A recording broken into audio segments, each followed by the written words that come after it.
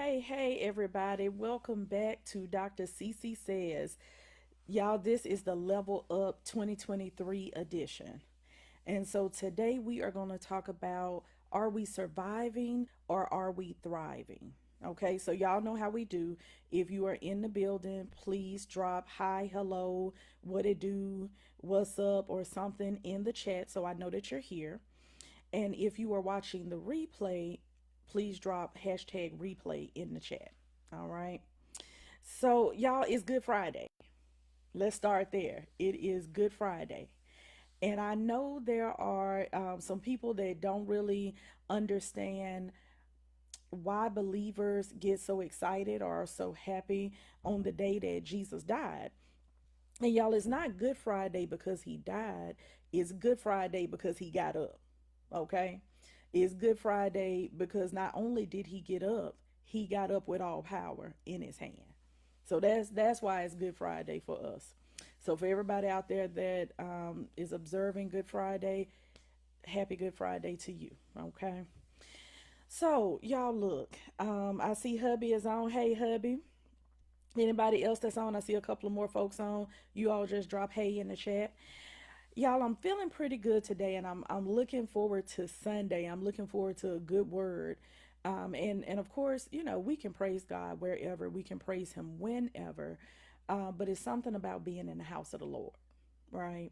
So if you have not decided what church service you will be attending this coming Sunday, feel free to join me at First Baptist Church of Guilford. That's in Columbia, Maryland. So if you are in Maryland, stop by. We are definitely going to be in the house of the Lord.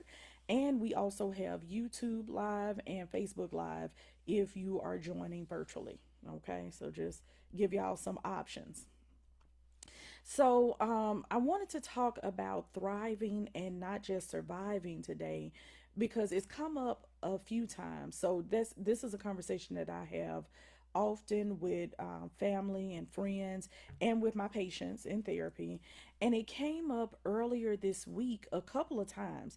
It came up once while I was doing a talk. I was co presenting with one of my good friends, Dr. Jamila Ray, and we were talking about racial trauma and how you heal racial trauma, especially for children and teens and their families. And we were giving this talk for the Center for Deployment Psychology. And so, shout out to CDP for having us come through and give this talk. We had a good time. It was a lot of engagement. And during the talk, while we were talking about racism and oppression and racial injustice, I shared this quote. And so the original quote says that survival is a form of rebellion. Survival is a form of rebellion. And what they were talking about is surviving, racism, surviving oppression, surviving discrimination. That's a way that we rebel against those things. That's part of our activism, so to speak, right? And so I tweaked it a little bit because I felt like God calls us to do a little bit more than survive. And so my quote is thriving, not just surviving, is a form of rebellion. And really, specifically for me, thriving, not just surviving, is my form of rebellion. It is the way that I rebel against hate and oppression and ignorance and racial injustice and, all of those things, racism, discrimination, all of those things. And so it really led to an interesting part of the conversation about what is thriving versus surviving. And so that's what I wanted to talk to you all about a little bit on this Easter or Resurrection weekend. I also got a little bit of confirmation about this from one of Pastor Mike Jr.'s recent sermons. He was talking about God calling us to not just maintain, but to multiply. Right. So we're not just here to get through things. We're here to actually leave an impact. We're here to make a mark. We're here to bring other people to Christ. We are here to not only get blessings, but then to be a blessing. And so to me, that's part of thriving, right? When you are doing so well that you're not just getting blessings, but you're being a blessing. And so, for the people that's in the chat, I know hubby, you're on here. Drop in the chat for me. What is thriving to you? What is thriving? And anybody else that might be watching right now, drop what is thriving. Again, if you are catching the replay, you can still join. You can still comment like you were here for the live, okay? All right, so I'm gonna wait a couple of seconds while at least hubby or whoever else might be watching drops a couple of things in the chat for me. All right. So while they're doing that, y'all, I use this analogy in therapy all the time about the difference between thriving and surviving, and I wanted to share it with you all. So I use a swimming analogy, right? So I always ask my patients, are you swimming or are you treading water? And a lot of times they'll say, well, what's the difference? And so we'll talk about the difference. So, swimming is you are using your entire body, you're in the moment, you are propelling forward. And a lot of times there are health benefits that are associated with swimming, right? When you're treading water, you have your head above the water, sometimes just right above the water, right? You might be, almost going down or going under. And you're doing a lot under the water. You're doing a lot of movement, usually with your legs, maybe even with your hands. But you're doing a lot under the water and you're staying in the same place. All right. You're not moving forward. You're not going in any one direction. You're just kind of hovering in the same place. And at some point, you if you don't make movement, you get tired and you won't be able to keep that up for long. And at some point, you might go under the water, right? And so, a lot of times in therapy, kids, adults alike, they'll come in and they'll know that they have anxiety or depression and they don't really want to work on it for real. They just want to be able to get through, right? They like, if you can just help me get through it, I ain't got to excel. I just want to get through.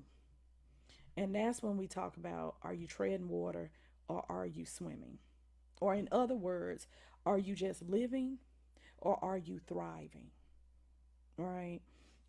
And so I see hubby has dropped some stuff. You say enjoying your existence and moving in your purpose is thriving. Absolutely, absolutely.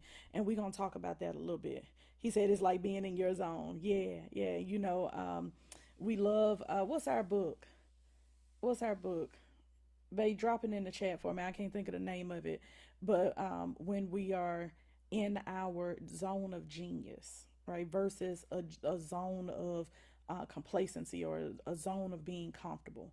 But when we're in our zone of genius, we are usually thriving, right? So, y'all, what keeps us just surviving? What keeps us, if we're using the swimming analogy, what keeps us just treading water? Not swimming, not going forward, just kind of staying right where we are. Excuse me. What are some things? And y'all can drop them in the chat.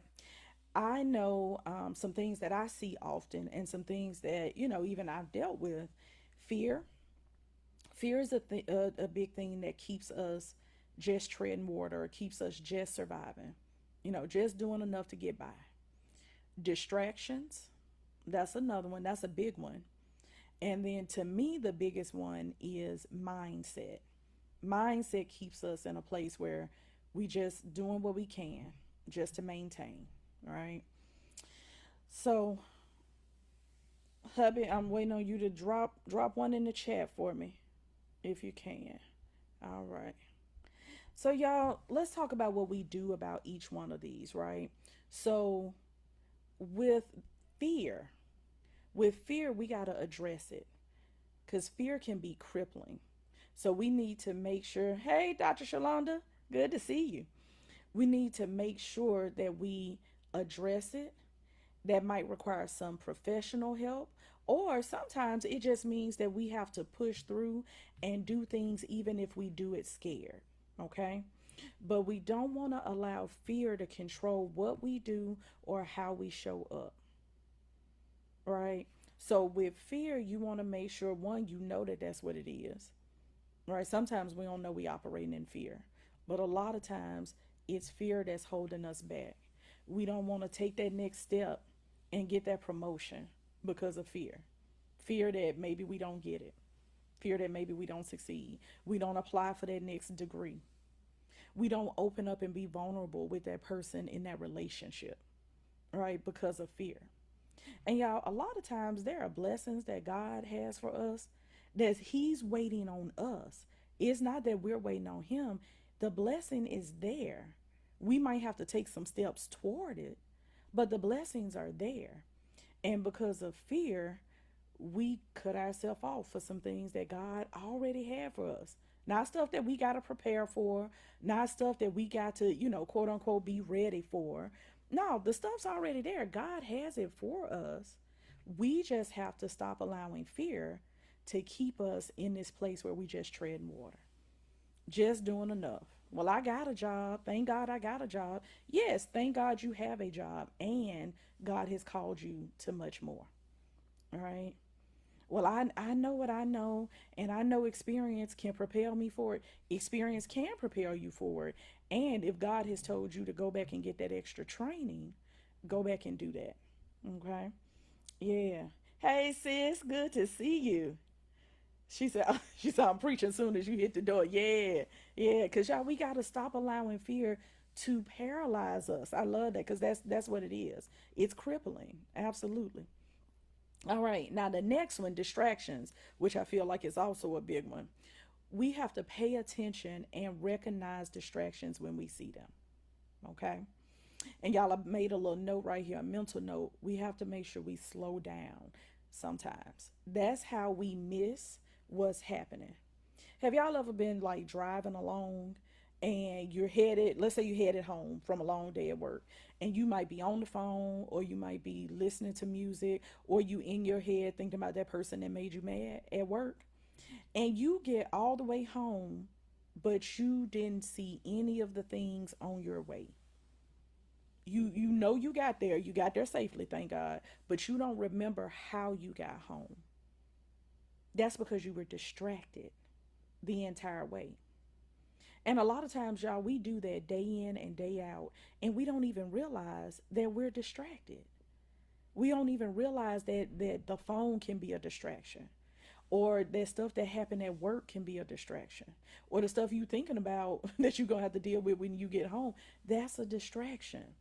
So the first thing with distractions, we have to pay attention, and recognize when we are faced with distractions. And y'all, that could be people, that can be circumstances, that can be our own thinking, that can sometimes even be our aspirations. Sometimes we moving in one direction and God wants us to go another way. We're distracted from the things that He wants us to do. Hey sis, good to see you. Yeah, so y'all, somebody poured into me last week about discernment. And so, one way that we make sure that we're not distracted, we have to trust our gift of discernment.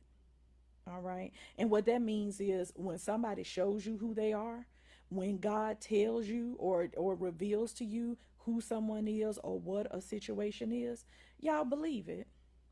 Believe it the first time and then act accordingly. Right? If you see that somebody's only going to be in your life for a season, love on those folks for that season. And then when that season is over, don't let that be a distraction. Don't let that knock you off your game. Don't let that derail you from the stuff that you are supposed to be doing. Because you're trying to hold on to people or hold on to things longer than God meant for you to. So, yeah, we got to stay the course. We got to stay focused on what it is that God has tasked us to do. Yeah. Yes, is love them, then leave them where they are. Absolutely. Absolutely. And there's nothing wrong with that, right? Everybody can't go to the next level with you. Everybody can't see or be on the front row of your life as God is doing, mighty works in your life. People play different roles. They're in your life at different times, and that's okay. We don't have to be upset. You don't even have to fall out, right? Sometimes people just grow apart, and that's okay. But the distraction comes in when we don't see that and we try to make people be who we want them to be. And God has already shown you who they really are in your life. So we got to watch our distractions, okay?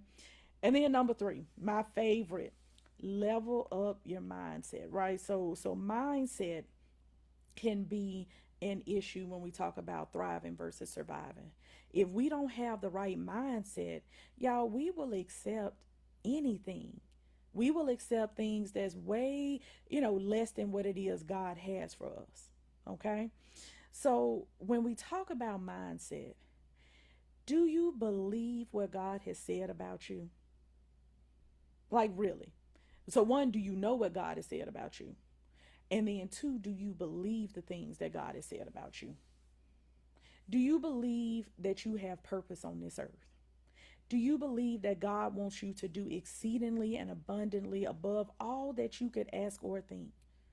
Right? We are right here at Resurrection Sunday. Y'all, do you believe that God sent Jesus to die, not just for the folks back then in the Bible times, right? But for folks now, including you. Right? Do we really understand that God died or sent Jesus to die for us too? Not just for some other folks, not for the folks that look like they got it all together, not for the folks that look like they don't sin at all, but for all of us. He loves all of us. And because he loves us, he has things in store for us. And because he put us here, he has purpose for us. And so we all have something that we're supposed to be doing for God. We all have a purpose on this earth. But sometimes we don't know that. And we find ourselves stuck in surviving when we could be thriving. Yeah. Okay, Dr. Shalonda said, sharing all the secrets. I'm trying to, Doc. I am trying to share the secrets of a peaceful life. Absolutely. Yeah. So y'all, our mindset, y'all, that's our belief system. Those are the things that give us encouragement and confirmation to thrive and not to just survive. Right? Those are the things that tell us that we're fearfully and wonderfully made. Those are the things that tell us that we're the head and not the tail, right? That's mindset. And so we have to make sure that we are working on our mindset. Okay, we have to level it up. So, what does thriving look like for you? So, hubby already answered this question for me a few minutes ago. Let me see, where is it? Hubby said, it looks like enjoying your existence and moving in your purpose. That's what thriving is to him. So, some of the other folks that's on here, what does thriving look like to you? And I'm going to tell y'all what it looks like to me. Okay. So, to me, thriving looks like showing up as me, as my full self in all spaces.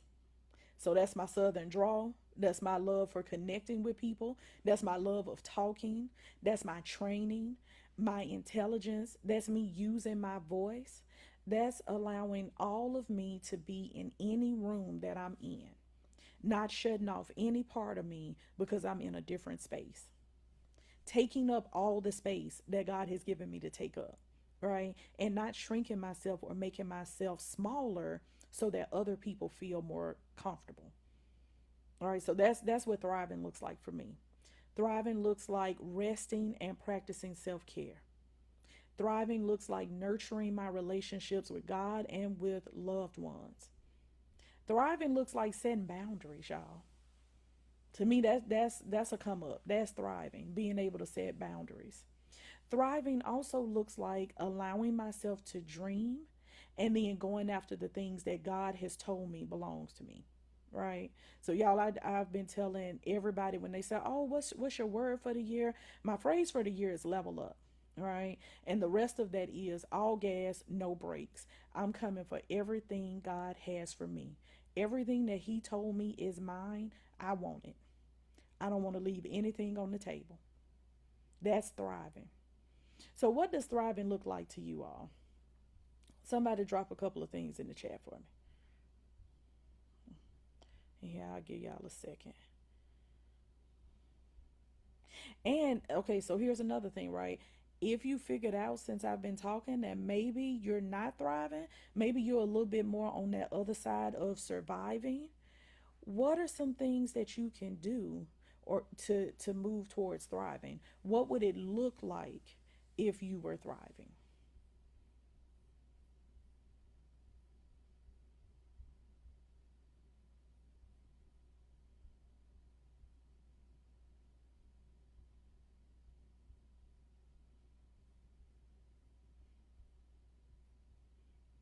All right, y'all. I know I got a little bit of a delay here.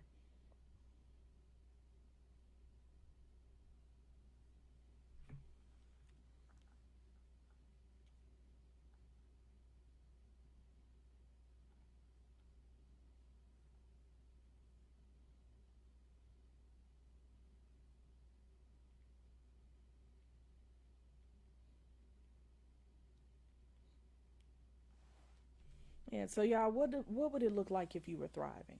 And hopefully some of you are already. What would that look like? Hey, my bestie's on. Hey, bestie. Thriving is being able to make moves and still having a reserve. Come on, yes. So you talking about, and I know we talked about this before.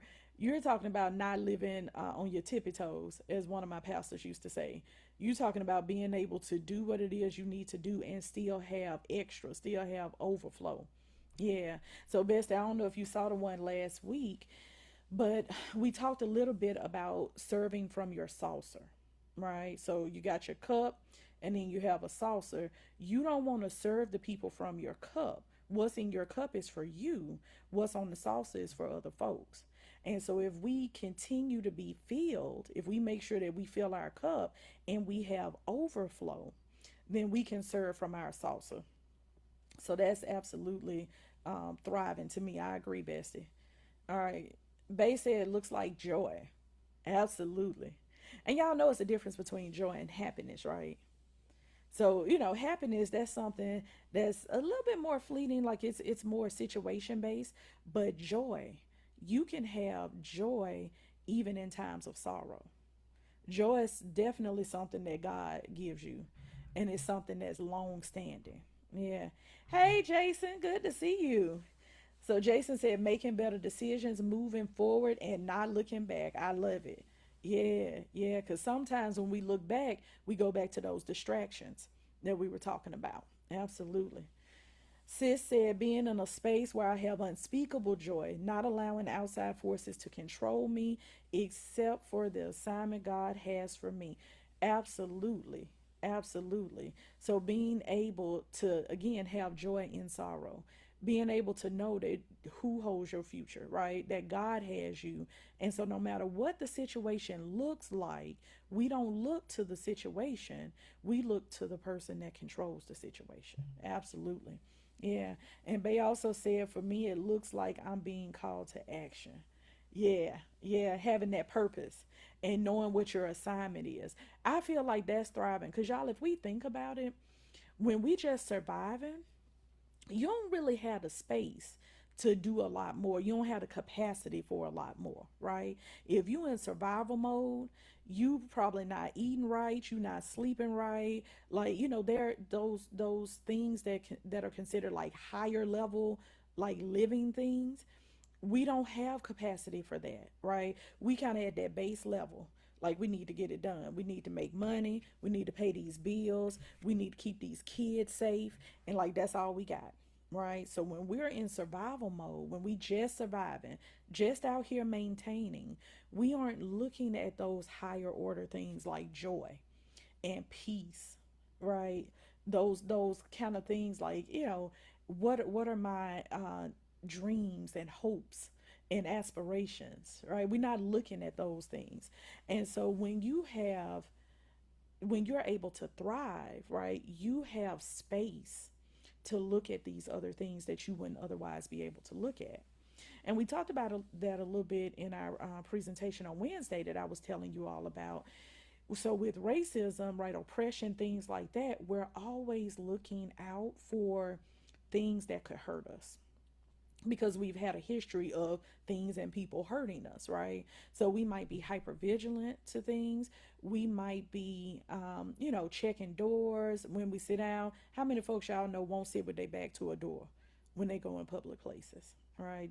That's hyper vigilance, and we know why we do it, but that still doesn't make it okay, right? Another part of it is you might not trust like you could trust. You might not share information or seek help when you could seek help. All of those things come out of being in survival mode. All those things happen because we just trying to get through. We just trying to maintain. But when you are thriving, you have space. So going back to what Bestie said about, you making moves and you still have some left over. You have space and resources to do some other things, to make some other moves. Yeah, Bestie also said thriving looks like preparation. You can't thrive fully without a plan. Absolutely. And y'all, when we take time to, kind of battle fear or confront fear, when we make sure that we get rid of distractions and when we're leveling up our mindset, we have the ability to prepare. We have space for preparing. Absolutely. Yeah, I love this. Thank y'all for interacting. I appreciate it. Yeah. So, y'all, the whole point of my talk tonight, and I'm not gonna keep y'all as long as I usually keep you all, because it's Good Friday, and I know we need to be getting ready for Resurrection Sunday. But the whole point of tonight was to help people understand that God came so that we might have life and have that life more abundantly. God didn't come for us to just survive. He didn't come for us to just maintain. God came for us to thrive. He came for us to make an impact. He came for us to have all of those good and perfect gifts that they talk about in the Bible. He came for that reason. And it's not just for us to hold on to, right? We know that. We know God, if He can get it through us, He will get it to us. So a lot of our blessings are not just meant for us, they're meant for other people. But it's hard to know that or to see that if you're just surviving. If you just in survival mode, if you just maintaining, it's hard to see that. It's hard to want to be generous with other people when you really think that, like, coming from a scarcity mindset, when you're thinking that you got to hold everything for yourself. So y'all, we have to be able to identify, are we just surviving or are we actually thriving? And if we're not thriving, we need to take the steps to get there. Right? If it's fear, we need to confront it. If we need help with that, y'all, there are plenty of amazing people out here, therapists, counselors, all sorts of folks out here that are trained to help us confront anxiety. Okay? If it's distractions, we got to alert ourselves that that's what it is. We got to be aware. And then we have to do something about it. Right? Don't just allow those distractions to continue going on. And then if it's our mindset, we got to level up our mindset. We got to make sure that we are believing what God said about us and not what men say about us. All right. We got to make sure that we know the promises of God, and then we actually have to walk out our life like we believe the promises of God. All right. So, y'all, that's all I got for you tonight. Thank y'all so much for being on with me for a little bit. Next week, hubby and I will be practicing some self care, and we will be in Florida. For some good sun and some time at the beach, but also for some training. We going for a retreat, so we're gonna be doing some more learning about self care and speaking and relaxation and restorative rest and all those great things. So I will probably go live from the beach at some point next week, but it might not be the normal Wednesday at 8:30 time. But I will keep y'all updated. So until then, y'all be blessed. Have a great Good Friday and have a great resurrection weekend. All right, y'all.